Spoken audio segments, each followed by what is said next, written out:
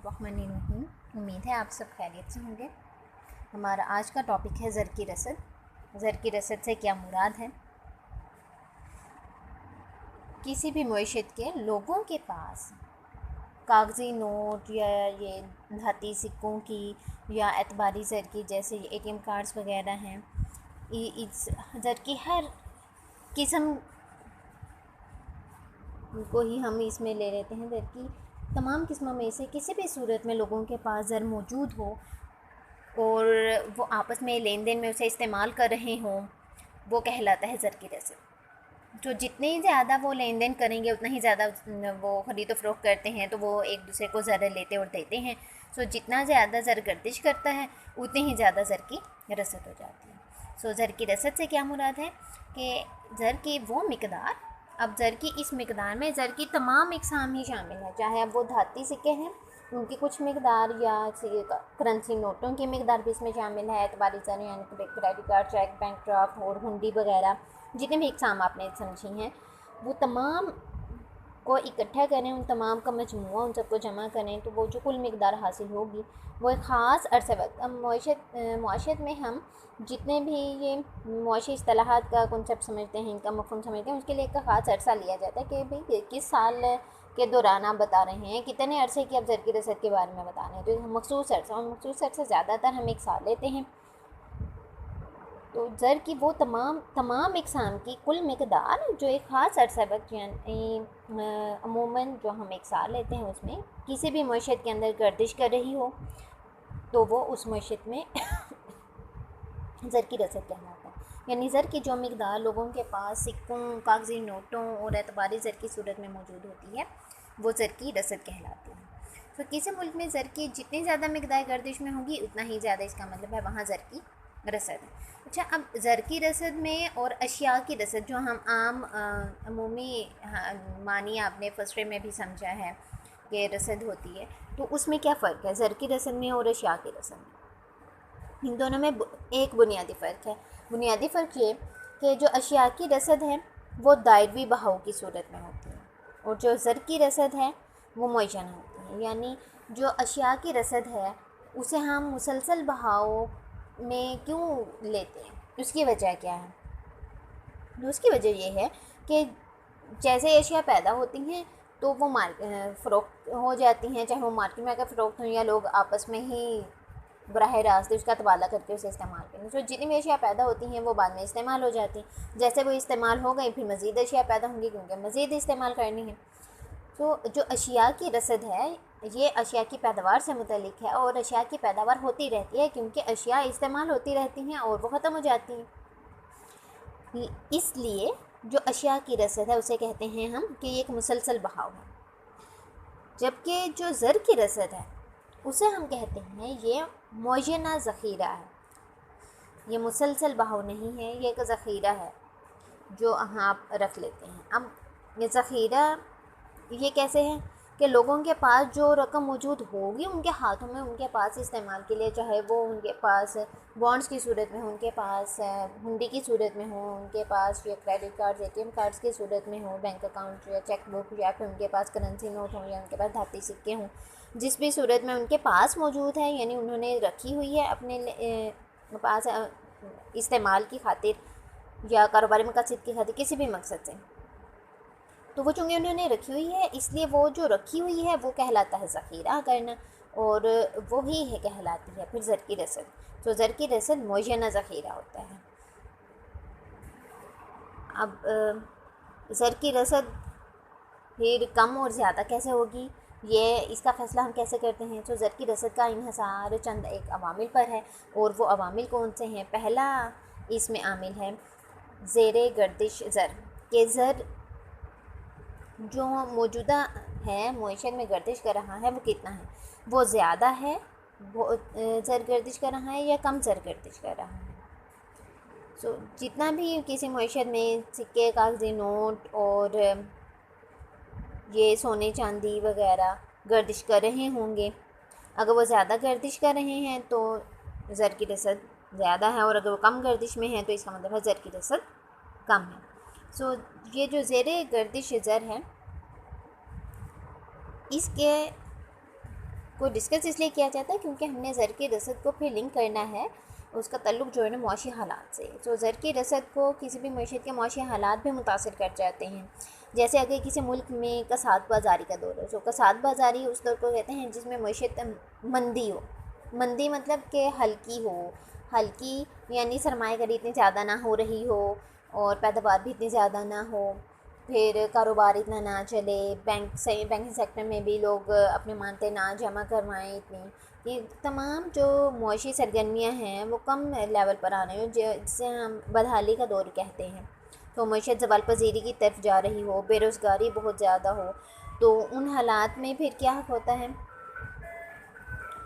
तो इन हालात में हुकूमत ज़रूरत से ज़्यादा ख़ुद से सरमायाकारी करती है क्योंकि लोग तो नहीं कर रहे हैं ना। फिर हुकूमत यही सरमायाकारी को बढ़ाने के लिए ही, ताकि लोगों को रोज़गार तो मिले, तो सरमायाकारी को बढ़ाने के लिए हुकूमत खुद भी सरमायाकारी करती है और टैक्सेस में भी कमी कर देती है, ताकि जो कंपनीज़ पर टैक्स लगाए थे वो टैक्स में कमी होगी। कंपनी को लगेगा कि हाँ अब वो थोड़ा बहुत अगर कुछ कमाएंगे, हाथों मारेंगे, सरमायाकारी करेंगे तो उन्हें कुछ ना कुछ बच जाएगा, तो वो लोगों को फिर रोज़गार पर रख लेंगे, दोबारा से कोशिश करेंगे सरमायाकारी करने की, कारोबार शुरू करने की। तो बेरोज़गारी को कंट्रोल करने की खातिर वो हुकूमत टैक्स कम कर देती है। तो इससे क्या होगा, लोगों के जब कारोबार शुरू होगा, सरमायाकारी शुरू होगी, लोगों के हाथ में उनकी आमदनी आएगी यानी ज़र आएगा और वो फिर उसे खर्च भी करेंगे, ज़र गर्दिश में भी आएगा और जो ज़र की मुआयना कुछ बचते भी करेंगे, मुआयना ज़ख़ीरा के तौर पर उसमें भी इजाफ़ा होगा। तो ज़र की जो क़ुव्वत ख़रीद है वो बढ़ जाती है। तो इसका मतलब है कि जब हुकूमत ने खुद से सरमायाकारी की और टैक्स वगैरह में कमी कर दी, यानी हुकूमत ने खुद से खर्च किया, तो हुकूमत के खर्च करने की वजह से, बदहाली के दौर में सरमायाकारी आने की वजह से रोज़गार में इजाफ़ा होता है, कौमी आमदनी में इजाफ़ा होता है और ज़र की रसद भी बढ़ जाती है। जबकि इसके उलट अगर हम देखें, यानी इसके बरक्स, जो अफरात ज़र के हालात हैं। अब अफरात ज़र कहते हैं जब मुसलसल कीमतें बढ़ रही हों, मुसलसल कीमतें बढ़ रही हों। तो जब मुसलसल कीमतें बढ़ रही हों तो फिर क्या होता है, वही कि ज़र की क़ुव्वत ख़रीद असल में उस वक्त में कम हुई होती है। तो ज़र अब जैसे हम महंगाई का दौर है और हमें कोई भी शय लेनी हो तो हमें वही शय जो 10 साल पहले कुछ सस्ते दामों मिल जाती थी, अब वही इतने 100 और 1000 रुपयों में जाकर मिलती है। यानी आप करेंसी नोट बहुत ज़्यादा देते हैं, चीज़ आपको उतनी ही मिलती है जो आज से 10 साल पहले आपको थोड़ी मामूली सी रकम देने के बदले मिल जाती रही। तो इसका मतलब है कि जो ज़र की क़ुव्वत ख़रीद है, यानी 10 रुपये की जो अहमियत है वो गिर गई है। तो क़ुव्वत ख़रीद का मतलब ज़र कितनी शय ख़रीद सकता है, ज़र की अहमियत कितनी है। तो अफरात ज़र के दौर में ज़र की जो अहमियत है वो कम हो गई होती है। इसका मतलब है कि बहुत ज़्यादा हम नोट देते हैं तब जाके वो उतनी ही शय ख़रीद सकते हैं। तो बहुत ज़्यादा नोट देने का मतलब है कि जो ज़र की रसद है वो बहुत ज़्यादा है हमारी मईशत में, इसे हमें कम करना होगा ताकि इसकी क़ुव्वत ख़रीद बढ़ जाए। तो जब ज़र की रसद को कम करेंगे तो ज़र की अहमियत होगी और ज़र की अहमियत बढ़ेगी, ज़र की कदर बढ़ेगी, तो इसकी क़ुव्वत ख़रीद में इजाफ़ा होगा। तो हुकूमत इसीलिए फिर वक्ती तौर पर इक़दाम करती है और बाज़ औक़ात टैक्सेस की शरह भी में इजाफ़ा कर देती है ताकि ये जो ज़र की रसद है ये कम हो जाए। तो कसाद बाज़ारी के दौर में क्या समझा है अभी कि ज़र की रसद तब कम होती है, इसलिए हुकूमत टैक्सेस में कमी करती है ताकि लोगों की क़ुव्वत ख़रीद बढ़े और ज़र की रसद भी बढ़ जाए। जबकि अफरात ज़र के दौर में ज़र बहुत ज़्यादा गर्दिश में होता है लेकिन उसकी इतनी अहमियत ही नहीं होती, तो हुकूमत क्या करती है, टैक्सेस में इजाफ़ा कर देती है और अपनी तरफ से भी ख़र्च कुछ कम करती है ताकि मजमूई तलब में कुछ कमी आ जाए और ज़र की रसद भी कम हो जाए। और जो दूसरा आमिल है वो है ज़र एतबार। सो ज़र एतबार जितना ज़्यादा होगा, लोग इस्तेमाल कर रहे होंगे, जितना ज़्यादा लोगों के एक दूसरे पर भरोसा होगा। अब जिस तरह से बैंक बहुत ज़्यादा बन गए हैं, अब आज के दौर में बैंकों पर जो एतबार है लोगों को वो ज़्यादा है बजाय इसके कि आप 50-60 साल पहले की बात देखें तो तब इतना ज़्यादा नहीं था। अब जो आम देहाती शख्स है उससे भी अपने कम से कम अकाउंट नंबर का पता है कि हाँ जी मैं जाऊँगा बैंक में तो तसल्ली है उसे कि ठीक है मैं अपनी ये रकम जमा करवा सकता हूँ, वहाँ से मैं उधार भी ले सकता हूँ। सो बैंकिंग सेक्टर पर जो भरोसा हो रहा है, एतबार है, उसकी वजह से चेक और हुंडी फिर इसी तरह से एटीएम और क्रेडिट कार्ड्स वगैरह, इन पर एतबार बढ़ गया है। तो जितना ज़्यादा एतबार बढ़ता है उसी लिहाज से एतबारी ज़र में इजाफ़ा होगा, और एतबारी ज़र में इजाफे का मतलब क्या है कि कुल जो ज़र की रसद है वो ज़्यादा हो गई है। तीसरा आमिल है इसमें बचतें। तो बचत जितनी ज़्यादा होगी इसका मतलब है मौजूदा ज़ख़ीरा आपके पास रकम का उतना ही ज़्यादा, यानी आपने खर्च कम किया है और बचत करके रकम कुछ बचा कर रखी है अपने पास, तो वो क्या है, वो आपके ज़र की रसद ही है, तो उस ज़ख़ीरे में इजाफ़ा हो रहा है। अब ये जो बचते हैं ये आम अफराद भी करते हैं, जैसे हम इनफरादी तौर पर अपने घर में, या हम तमाम स्टूडेंट्स भी, आप लोग भी करते होंगे अपने पॉकेट मनी को सेव कर करके, तो उसमें भी इजाफ़ा होता है, तो पूरे मुल्क की बचत में इजाफ़ा हो जाता है। फिर इसी तरह से कुछ बचतें होती हैं जो कारोबारी मकासद की खातिर की जाती हैं, जैसे जो कंपनीज़ हैं वो तमाम जितना भी मुनाफा आता है उन्हें, वो तमाम मुनाफा अपने हिस्सेदारों में तकसीम नहीं करती, बल्कि मुनाफे का थोड़ा सा हिस्सा अपने उसी कारोबार में को मज़ीद बढ़ाने की खातिर बचा के रख लेती है, और जो बाकी बचता है उसे आपस में फिर वो मुनाफे को तकसीम कर लेते हैं। अब जो बचा कर रखा हुआ है वो क्या है, वो कारोबारी मकसद की खातिर बचत करके रखी है, वो कारोबारी बचते हैं, उससे भी ज़र की रसद में इजाफ़ा होगा। फिर जिस तरह से आम अफराद और कारोबारी इदारे बचतें करते हैं, इसी तरह से हुकूमत भी बचत करती है।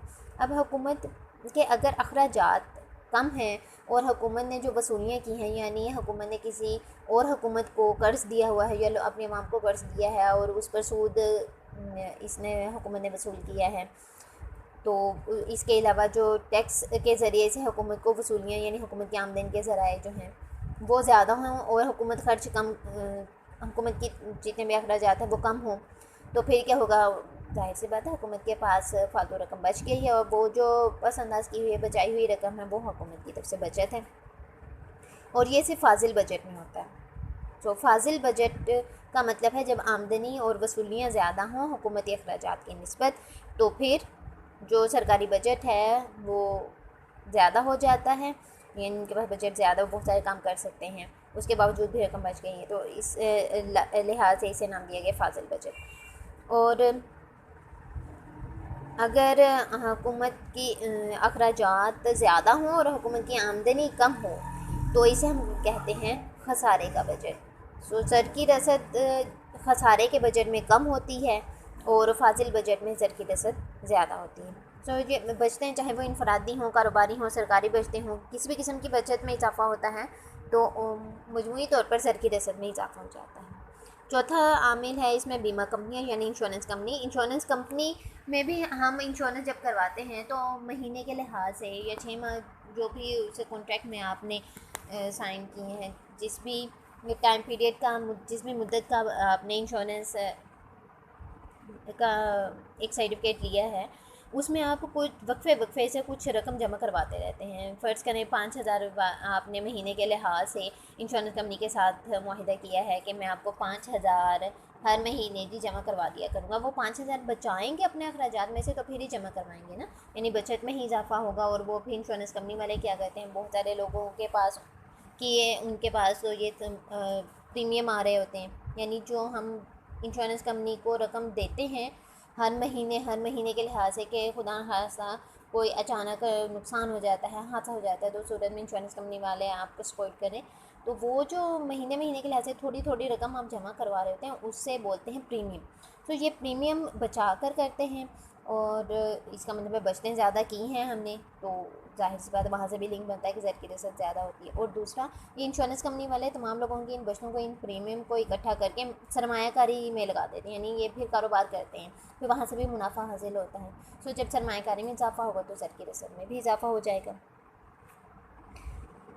पाँचवा आमिल है बाज़ार हिस्सेस। सो बाज़ार हिस्सेस को हम कहते हैं स्टॉक एक्सचेंज की जो मार्केट है, तो वहाँ पर खुले बाज़ार का ये असल में अमल होता है कि इसमें तमाम लोग आ सकते हैं और अपने हिस्से ख़रीद भी सकते हैं और बेच भी सकते हैं, इसलिए इसे खुले बाज़ार का अमल के नाम से ज़्यादा जाना जाता है।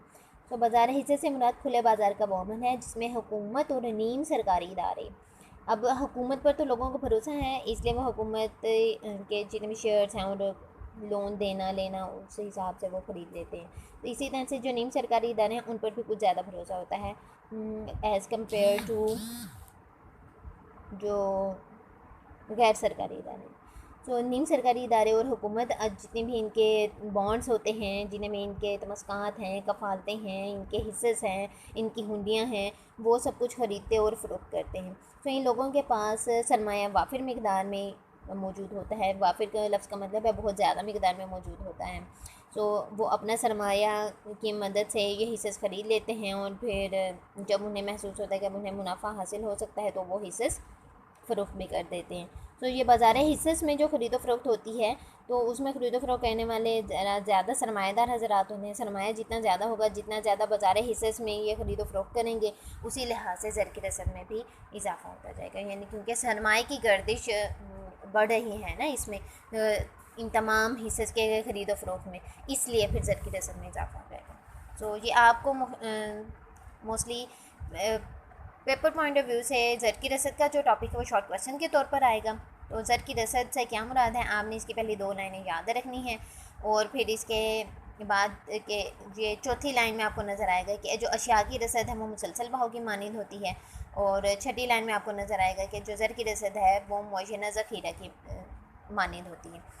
अब इसकी डिटेल क्या है वो इन्हीं अगली लाइन में बताया गया। अगर ये आपसे शॉर्ट क्वेश्चन वाइज भी पूछा जाए, MCQ वाइज भी पूछा जाए, तो आपको मालूम होना चाहिए कि अशिया की रसद मुसलसल बहाव है जबकि ज़र की रसद मुअय्यना ज़ख़ीरा है। सिर्फ ये 4 लाइनें आपने याद रखनी है शॉर्ट क्वेश्चन के लिए। और किन किन अवामिल से मुतासिर होती है, शॉर्ट क्वेश्चन में अगर ये पूछा जाता है ज़र की रसद के मुतासिर करने वाले अवामिल या ज़र की रसद कैसे ज़्यादा होगी कैसे कम होगी, तो आपने इन्हीं अवामिल के नाम लिखने हैं और साथ में एक एक लाइन इनकी वजाहत के तौर पर बता दीजिएगा। लॉन्ग क्वेश्चन में भी आता है तो आपको मुख्तसरन वजाहत ही देनी है, और शॉर्ट क्वेश्चन आता है तो आप नाम के लिहाज से बता दीजिएगा कि ज़ेर गर्दिश ज़र ज़्यादा होगा तो ज़र की रसद ज़्यादा है, ज़ेर गर्दिश ज़र कम है तो ज़र की रसद कम। बिल्कुल इसी तरह से दूसरे का भी कि एतबारी ज़र जितना ज़्यादा होगा उतनी ज़र की रसद ज़्यादा है, एतबारी ज़र जितना कम होगा उतनी ज़र की रसद कम है। इसी तरह तीसरे पॉइंट का भी हम बता देंगे, जितनी ज़्यादा बचतें होंगी और बीमा कंपनी में इंश्योरेंस ये जो बीमा पॉलिसी है उसे अपनाएंगे लोग, फिर इसके अलावा जितने ज़्यादा बाज़ार हिस्सेस में ख़रीदो फ़रोख्त करेंगे हिस्सेस की, उतना ही ज़्यादा ज़र की रसद में इजाफा होगा। तो ये आपने जुमले की सूरत में इन पाँचों के बारे में लिख देना है कि किस तरह से ज़र की रसद में इजाफा होगा। अब ये शॉर्ट क्वेश्चन ज़र की रसद को मुतासिर करने वाले अवामिल या ज़र की रसद की वजूहात, ज़र की रसद कैसे ज़्यादा होती है कैसे कम होती है, तो ये शॉर्ट क्वेश्चन के तौर पर आप प्रिपेयर करें। और यही जब आप समझ लेंगे तो अपने अल्फाज में ही हम इनकी थोड़ी बहुत वजाहत लिख लेंगे तो आपका लॉन्ग क्वेश्चन भी अटैम्प्ट हो जाएगा। लेकिन लॉन्ग क्वेश्चन ज़रा कम आता है, इसका शॉर्ट क्वेश्चन मोस्टली आता है। और बाज़ार हिस्से से क्या मुराद है, ये अलग से शॉर्ट क्वेश्चन आपसे पूछा जा सकता है, तो बाज़ार हिस्से की मुकम्मल वजाहत याद कीजिएगा। और बाकी आप तकरीबन कर ही चुके हैं इसमें से। तो बेस्ट ऑफ लक, अल्लाह हाफ़िज़।